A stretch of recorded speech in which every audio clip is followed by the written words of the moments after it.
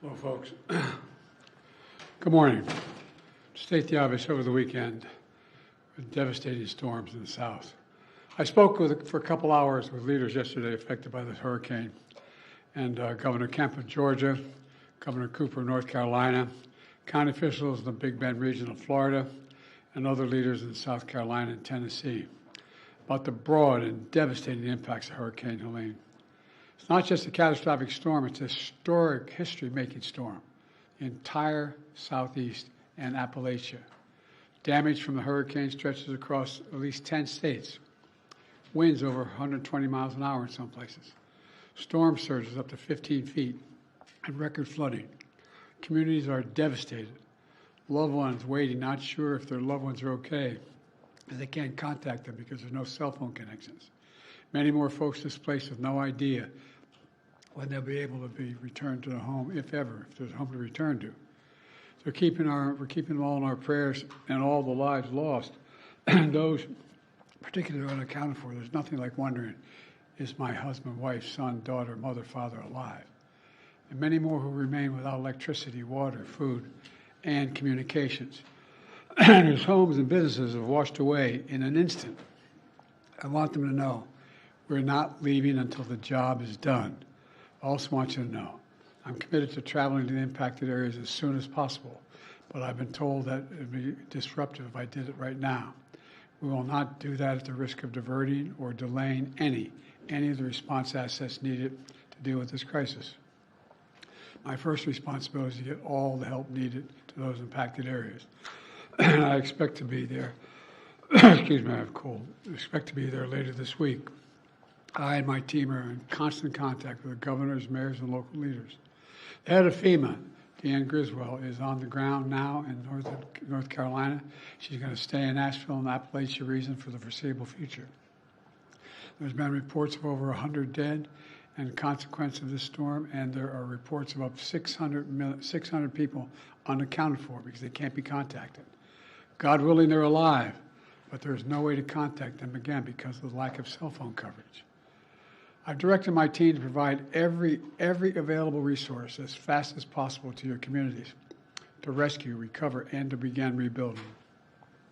In addition to FEMA, it includes the Federal Communications Commission to help establish communications capability, the National Guard, the Army Corps of Engineers, and the Department of Defense are going to provide all the resources at its disposal to rescue and assist in clearing debris and delivering life-saving supplies.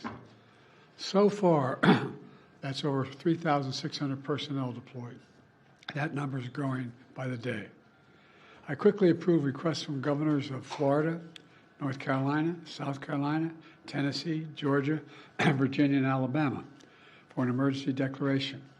And I approved additional requests for the governors of North Carolina, Florida, South Carolina, and for a disaster declaration to pay for debris removal and provide financial assistance directly to survivors.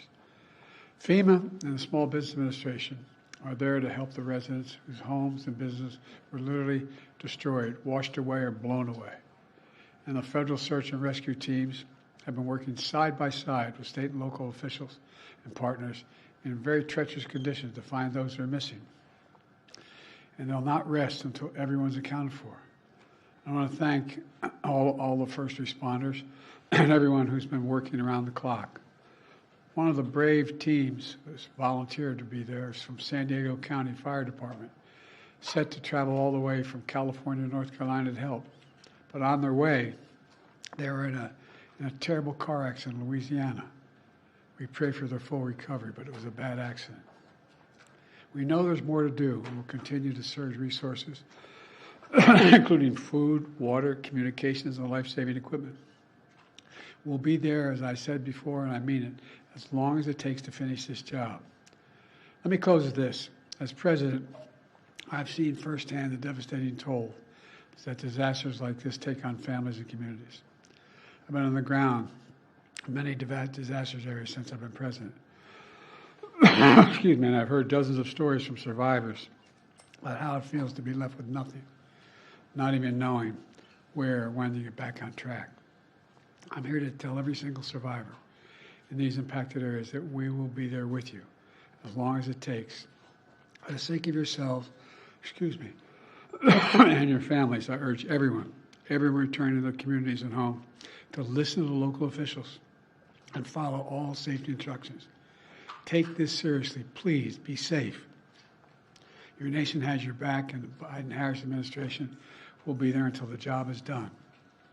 God bless you all, and I'm thinking of those that are still wondering where your loved ones are. Thank you. We need to supplemental to help the people in the Southeast, Mr. President. Say again? We need to ask Congress for a supplemental. That's my expectation, yes. You know, roughly how much you're thinking? Not yet. This is a historic storm. It's devastating. They've never seen anything like this before. And some of them are back-to-back, 3 storms in a row.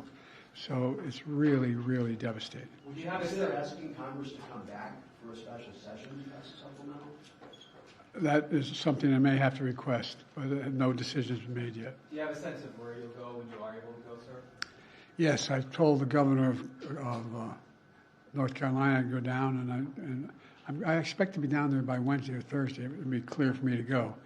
You guys have traveled with me. You know, there's an entourage. This can be disruptive. Is it a mistake for President Trump to be down there today in Georgia? Is that disruptive?